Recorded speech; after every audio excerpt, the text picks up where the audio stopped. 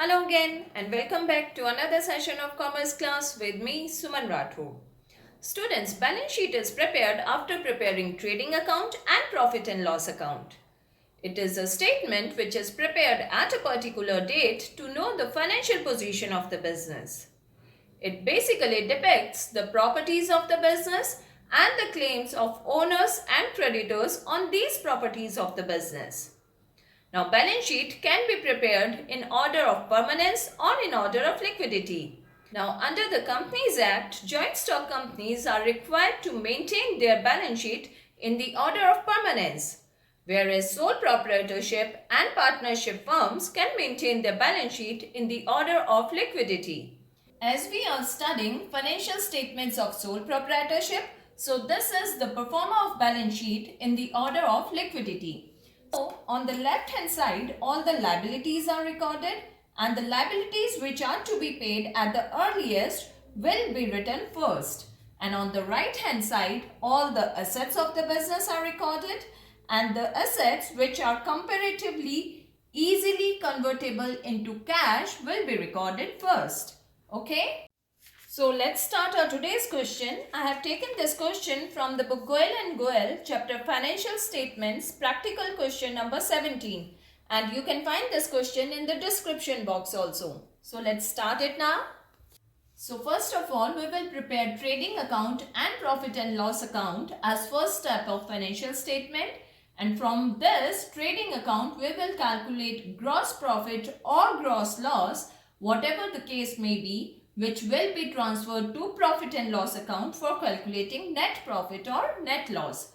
And here I'm not using the word to and by, but you have to use it while doing questions in your notebook. So the first item given in the question is stock on 1st April 2017. Now this is our opening stock which will be recorded here in the trading account as opening stock, which is rupees 10,000. Then second is purchases. Now purchases is again a direct expense for the business. So it is 58,000. Now we have to check whether we are provided with any returns in the question. Here we are provided with return outwards, which is our purchases return, and this purchases return will be deducted from the amount of purchase. Okay, so this purchases return is 2600. So the net purchases here will be 55,400. Now the next item is wages. Now wages is again a direct expense for the business. So it will be recorded here on the debit side of the trading account. So it's given rupees 2,000 as wages. Now the next is carriage on purchase. Now carriage on purchase is again a direct expenses related to the production of the goods. So it will be recorded here on the debit side of the trading account. And the next is duty on imported goods. Now again it is a direct expense, so it will also be recorded here on the debit side of the trading account and it's given 2,700. Okay. Now what else we have here? Any other direct expense? No. Now comes the credit side of the trading account, which will record all the direct incomes of the business. So the first item here will be sales. Now sales given in the question at rupees 98,650. Now again we have to check if we are provided with any sales return in the question. So here we are provided with return inwards, which is 3520. So this returns will be deducted from the amount of sales to get the net sales, which comes to 95,130.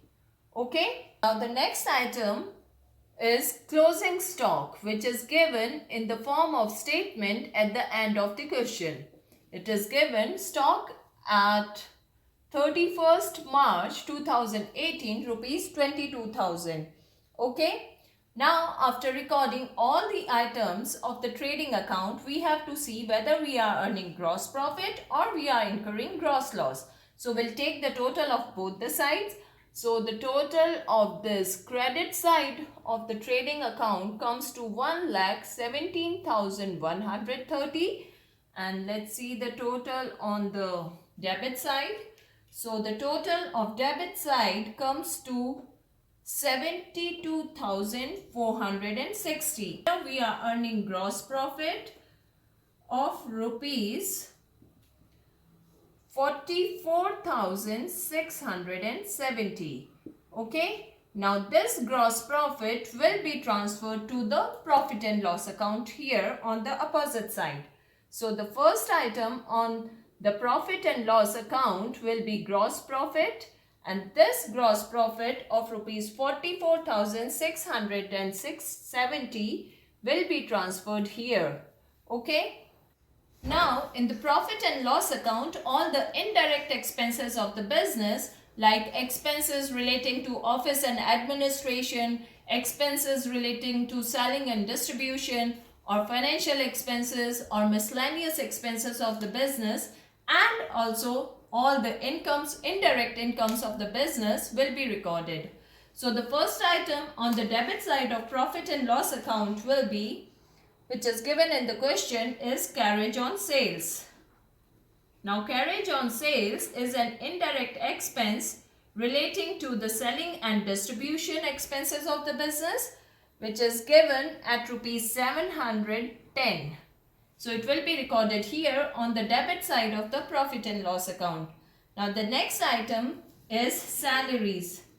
Now, again, it is an indirect expense of the business. So, it will be recorded here on the debit side, 4,800. Next is rent, which is given at 2,400. Then we are provided with bad debts, rupees 600. Then discount allowed, which is given rupees 640. Then is repairs for scooter. Now all kinds of repairs are also indirect expenses of the business. So this scooter repairs will also be recorded here on the debit side, which is given rupees 850. Then next is interest on loan, which is a financial indirect expense, and it will be recorded here on the debit side, rupees 1,500. Then next is commission, and we are provided with the debit and the credit balance of commission here in the question. So the debit balance of commission means commission paid. So this commission paid of rupees 1,800 will be recorded here on the debit side of profit and loss account. Now the items on the credit side of profit and loss account will be recorded. So the first item that we have transferred from trading account, which is our gross profit, is recorded here. Now the second item is discount received. Now discount received is an indirect income of the business, so it will be recorded here on the credit side of the profit and loss account. And then is the credit balance of commission, which is commission received. So this commission of rupees 1,200 will be recorded here on the credit side of profit and loss account. Now, as we have recorded all the indirect incomes and expenses, so it's time to take the total and find out whether we are earning any net profit or incurring any net loss, which will ultimately be transferred to the capital account in the balance sheet. Okay, so here the total of credit side of profit and loss account comes to 46,620, and the total of debit side of profit and loss account comes to 13,300. So here we are earning net profit, which will be transferred to the capital account and balance sheet.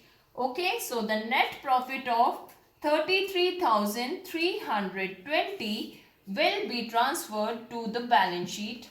Now for balance sheet, as we are preparing final accounts of sole proprietorship, so order of liquidity will be followed. So the first item on the liability side will be bills payable worth rupees 3,000 will be recorded. Amount will go here in the amount column. Then creditors 5,600 in the amount column. Then creditors for rent. Now creditors of all kind, whether it is rent or sundry creditors, all the kinds of creditors will be recorded here on the liabilities side. Okay, so it is 500 creditors of rent. Then loan from X, which is rupees 10,000, will be recorded here. Then we'll write the capital account with all its adjustments. So the capital given in the question is rupees 40,000, and to it we'll add net profit, which we have calculated in our profit and loss account. That comes to 33320. Now the total is 73320. From this, we'll deduct the drawings of the proprietor, and the drawings of the proprietor given in the question is rupees 6,000. So this 6,000 will be deducted, and the final amount of capital after all its adjustments comes to 67,320. Okay. Now let's do the items on asset side. So the first item will be cash, which is 1100. Then second is bank balance, which is 7820. Then is land and building, which is given 20,000 in the question. Then next is scooter, 6,600. Then bills receivable,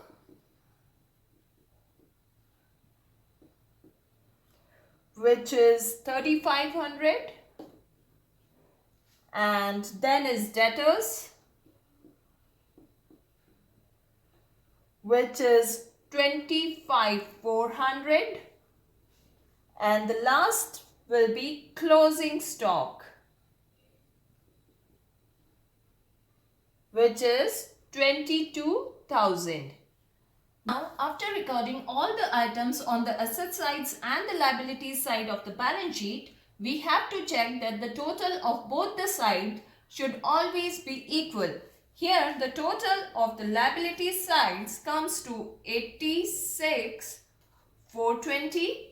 And the total of asset side comes to 86,420. So it proves that our balance sheet is all correct. That's all for today. Thanks for staying in tune, and don't forget to like and subscribe my channel. Thank you and goodbye for now.